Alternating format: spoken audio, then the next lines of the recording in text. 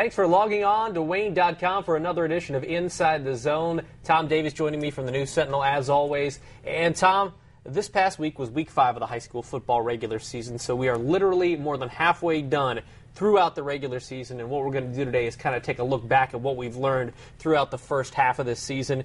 And we're going to start with the top 3 teams. What are the top 3 teams that you've seen, starting with number 1? Well, I would say Bishop Dwenger obviously is the cream of the crop right now, but not by much. Homestead is right there with them, but I give the edge to Dwenger because they play in a much more difficult league, being the SAC. But I would say Dwenger is certainly the number 1 team. They're very well balanced. 66 points they've given up on defense and 247 points they've scored. They've really dominated their competition, although they did have a scare this past week. Harding scored the first 12 points of their game against them, but then Dwenger woke up and rolled off 33 straight points in the second quarter, ultimately winning 40-12. So Dwenger is just head and shoulders right now above everyone else. And you say Homestead is second. Right. Talk a little bit about what Homestead's been able to do, because last year kind of the knock was what they couldn't do defensively, and this past week they really shut down a Belmont running game that has been fantastic. Dynamite. They were dynamite on both sides of the ball this week. I was thoroughly impressed, and I will never pick against Homestead again because I thought Belmont would win that game. But Homestead's defense was marvelous. They shut down the Belmont rushing attack, and then Zach Terrell, Colin Harriff, and Steven Espinoza, Cody Appenzeller, all those guys on offense were marvelous as well. Homestead is certainly a team to be reckoned with, and they just have so many weapons offensively, and now that their defense is just as good, they're going to be tough to stop. We've talked a lot about Zach Terrell, but he may have the best, I don't want to say supporting cast because they're also in the spotlight as well, but with Appenzeller, with Jamar Freeman, with obviously Colin Harriff, Steven Espinoza, Connor Price, Steven Espinoza. I mean, he has the best guys around him, I think, maybe of anybody aside from Dwenger. It is a very, very widespread offense in that anybody can step up and help that team on a given night. But Zach is the one that drives the car, so to speak. He can do it with his arm and his legs. He has almost 1,200 yards of total offense already this year and 19 touchdowns between passing and rushing. He's a sophomore, but he's incredible. I mean, I couldn't believe what I was watching last week. All right, and tell me who the number 3 team is, because this is kind of, I think the 1 and 2 teams are pretty clear, but I want to see who you pick for number 3. I like the Southside Archers. They've really had a special season this year. They're 4-1. Their only loss came to Dwenger in the first game of the season. But again, they are very, very strong offensively, but they've also done the job defensively.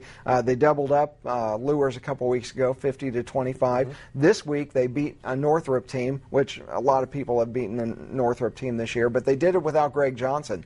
They did it with other guys playing. And Coach Chevron has talked about how this is not a one-man team at all just because of Greg Johnson. There are other kids that can run the ball and really play well, and they showed that this past week.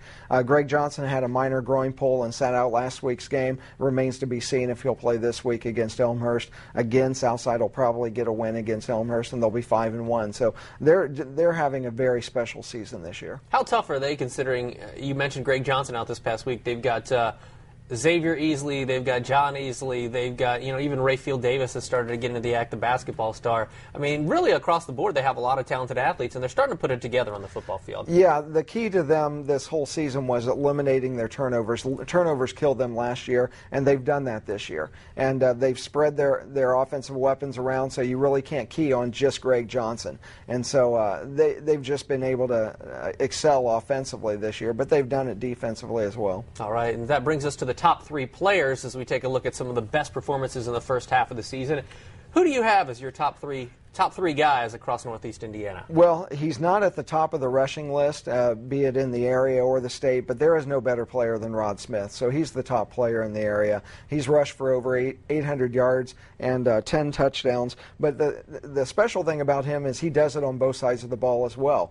He won the game against Wayne for them with a blocked field goal attempt from his defensive position, so he's really taken a leadership role with Harding and led them to a nice solid season this year. But Rod Smith is far and away the best player in the area. You mentioned the rushing numbers, not necessarily tops in the state, not necessarily in the area right now, but Are people still taking notice of him as far as Mr. Football goes? Yes, they are. The Indianapolis Star had a story earlier this week about how good he is, and they also had a story about how the Indianapolis market tends to dominate the Indiana Mr. Football Award, but nobody else in the state is committed to Ohio State. That should send a signal to all the voters out there who the best player in the state is. All right, Rod Smith, number 1 in your rankings. Who do we have at the number 2 and 3 slots? Well, I just talked about him, Greg Johnson of Southside. I really think he's a unique talent. He can run the ball. He can pass a little bit, but it's his legs and his speed that really are the key to his attack. And he hasn't put up phenomenal numbers, just 499 yards rushing,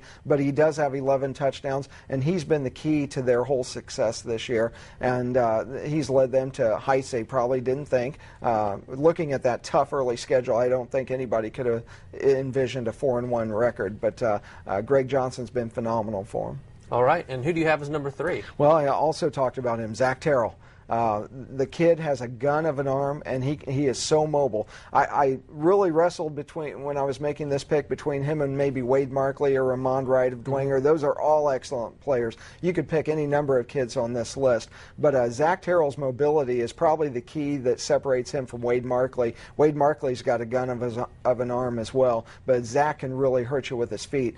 He can get outside the pocket, and they have specially designed plays where he can scramble and run. And something unique. He's only a sophomore, but I was told last week he calls 70% of his own plays at the line of scrimmage. So wow. His maturity and intelligence is just really impressive. All right, and that brings us to the surprises. What are your top 3 surprises here in the first half of the regular season? Well, the Wayne Generals are my top surprise right now. Again, not a lot of people thought that they could be 4-1 at this point, and if Rod Smith doesn't break through and block that kick, then they're 5-0. And Larry Getz has just done a phenomenal job down there. In fact, we probably should have seen that this success would carry over. They're actually 8-3 in their last 11 games. And so their running attack is hitting on all cylinders right now. James Patterson's their quarterback, and he's leading their running attack. But they also have some other guys like Mikael Banks and Tyrell Evans that can really run the ball as well. So Wayne is my top surprise so far. And they've got a tough test this week. We're going to talk a little bit about it as they face Dwenger. What are some of the other 2 big surprises that you've seen? Well, Bishop Luers is a surprise in the wrong way. I watched their scrimmage against Dwenger earlier this year, and I thought, this doesn't seem right. Luers isn't playing real well, and that's kind of carried over. They've had moments where they've played well, but then they've had moments where they haven't. And so they're only 2-3 this year, and a lot of their fans are down on their team right now. But again, Luers is a team that's shown they're capable of playing well in spurts. They just need to sustain it. And then my third surprise is the Garrett Railroaders. 4-1 at this juncture. They'll soon be 5-1 because they're playing at Woodland this year or this week, and so I feel Garrett will probably prevail pretty easily there. But they have a really balanced team, and they're off to a 5-1 start. But I will say this: their schedule gets very difficult later in the season, so it'll be tough to sustain that 1-loss record. But so far, they've done a great job. Yeah, Coach Fricke's team only 1 loss on the season. They are looking pretty good as far as the ACAC championship goes. Well, that'll do it for our look back at the first half of the regular season. We're going to have more coming up next as we look forward to the Week 6 games here on Inside the Zone.